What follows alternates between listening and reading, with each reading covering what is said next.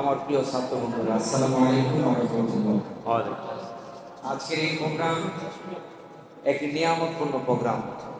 এক প্রোগ্রাম হচ্ছে যে ছাত্ররা আজকে দোয়া নিতে আসছে, তাদেরকে আমরা দোয়া দেওয়া, পরবর্তী যারা 9-10-এ আছে তারা দোয়ার জন্য প্রস্তুতি গ্রহণ করা, ঠিক না?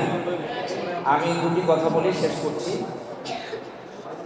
এক নম্বর কথা হলো, আমি কথা লম্বা করছি না, অনেকগুলো কথা ছিল। এক নম্বর কথা হলো যে এই জিন নুরাইন ওয়ালিয়া সুন্নিয়া মডেল মাদ্রাসা একটি দোয়ার ফসল। কি ফসল? মগবাজার দাদা হুজুর কেবলার খাস দোয়া, আমাদের হুজুর কেবলাকে আল্লাহ রাব্বুল আলামিন এই নিয়ামত দান করছেন।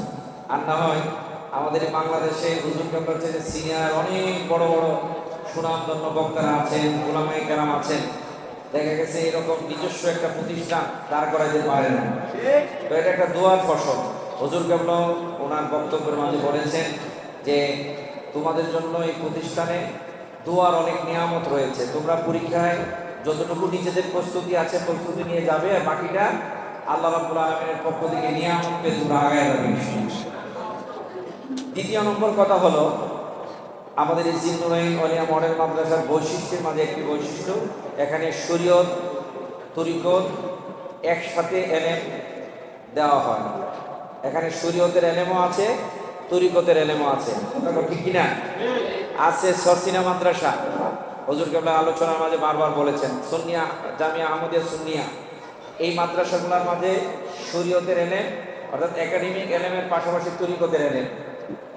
যেই ছাত্ররা মাদ্রাসায় লেখাপড়া করেছে ওই ছাত্রই সাথে সাথে তরিকতের খেদমত করেছে, যার কারণে গোটা পৃথিবীর মাঝে সরসিনা মাদ্রাসার পরিচিতি আজকে আছে, জামিয়া আহমদিয়া সুন্নিয়ার পরিচিতি আছে। এটা কি বিল্ডিং এর মাধ্যমে? না।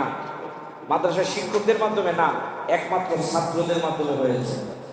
আজকে যেখানে যাই একদম ভালো আলেম, তরিকতপন্থী মানুষ, সুন্দর আলোচনা করে, লেবাস সুন্দর, আচার ব্যবহার সবচেয়ে ভালো, জিজ্ঞাসা করলে কোথায় পড়ছেন? আমরা সরসিনা মাদ্রাসা করছি। সুন্নতি লেবাস, সুন্দর দাড়ি কাটে না, মাথার মধ্যে সুন্নতি টুপি, নামাজের মাঝে 5 ওয়াক্ত নামাজের মসজিদের সামনের কাতারে নামাজ পড়ে, আচার ব্যবহার তার অন্যরকম। জিজ্ঞাসা করলে কোথায়? সরসিনা মাদ্রাসা। অর্থাৎ ওই জায়গায় তরিকতের এলেমের পাশাপাশি শরীয়তের এলেমের পাশাপাশি কি তরিকতের এলেমও আছে। তো হুজুর কেবলা যে আমাকে বলছে যে বিদায় বলো না, আসলে যদিও বিদায় অনুষ্ঠান হবে কিন্তু আমাদের এখান থেকে বিদায়ের কোনো সুযোগ নেই। আমরা যদি টাইটেল পাস মৌলানাও হয়ে যায়, আমাদের এখান থেকে ছুটার কোনো সুযোগ নেই, কারণ এখানে আমরা তরিকতের সাথে সম্পৃক্ত। এই জন্য আমাদের প্রত্যেকটা ছাত্র, আমি মনে করি আমাদের দোয়া দরকার আছে না নাই? আমরা শরীয়তের এলেমের পাশাপাশি হুজুর কেবলা তরিকতের বিশাল খেদমত করে যাচ্ছেন, এবং এই খানকে কাদিরিয়া হামিদিয়া ওলিয়া দরবার শরীফ একটি হক দরবার, তাতে কোনো সন্দেহ কথা বলে সন্দেহ আছে? আমরা একটি হক দরবার হিসেবে হুজুর কেবলার তালিম তাওয়াজ্জু আমরা নিয়ে থাকি। হুজুর কেবলা আমাদেরকে সেইভাবেই দিক নির্দেশনা দিয়ে থাকেন। এই জন্য আমরা শরীয়তের এলেম অর্থাৎ একাডেমিক যদি কামেল পাশ হয়ে যায়, বড় বড় পজিশনে আমরা পৌঁছে যাই, কিন্তু এখানের সাথে তরিকতের সম্পর্কটা যদি আমাদের থাকে, এই জায়গা থেকে আমাদের ছুটার আর কোনো সুযোগ নেই, ঠিক কিনা? এই জন্য আমরা এখন থেকে আমাদের যখন নিজের বুঝটুকু হয়েছে, আমি বুঝি আগুন কোনটা, আমি বুঝি পানি কোনটা, আমি বুঝি ভালো কোনটা, আমি বুঝি মন্দ কোনটা, যেদিন থেকে বুঝ হয়েছে ওই দিন থেকে তরিকতের সবকটা আমাদের নেওয়ার দরকার। কথা কও ঠিক কিনা? কারণ একটা ছোট্ট মানুষ যখন তরিকতের কাজ সঠিকভাবে করতে থাকবে, সে যতটুকু ডেভেলপ হবে, একটা বয়োজ্যেষ্ঠ মানুষ সে তরিকতে এসে জয়েন করে তা কাজ করে এতটুকু ডেভেলপ হওয়ার কোনো সুযোগ নাই। ছাত্র জীবনে তোমরা এখন নিষ্পাপ আছো, তোমরা এখন 5 ওয়াক্ত নামাজ পড়ো, পাশাপাশি যদি হুজুর কেবলার এই সবক নিয়ে তোমরা যদি তরিকতের কাজে আগাও, তাহলে আরো অনেক দূর আগাইতে পারবা। এই জন্য যেহেতু আমাদের এই মাদ্রাসা শরীয়ত তরিকত হাকিকত মারিফত নিয়ে সামনে আগাচ্ছে, আমরা শরীয়তের এলেমের পাশাপাশি সকলেই বায়াত গ্রহণ করে তরিকতের এলেমে আগানোর দরকার আছে না নাই? কথা বলে আছে না নাই?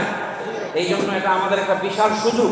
আমরা পাশাপাশি তরিকতের সবকে সরসিনা মাদ্রাসায় বাধ্যতামূলক করা হয় যে ছাত্রদেরকে বিদায় অনুষ্ঠানের দিন এরকম কামিলের বিদায় অনুষ্ঠান, ফাজিলের বিদায় অনুষ্ঠান, আলিমের বিদায় অনুষ্ঠান, দাখিলের বিদায় অনুষ্ঠানের দিন হুজুর কেবলাকে আনা হয়। হুজুর কেবলাকে 10-15-20 মিনিটের জন্য আনা হয়। উনি তো আর একাডেমিক বিষয়ে এত বিষয়ে সময় দেন না, এখন বর্তমান উনি সময় দেন।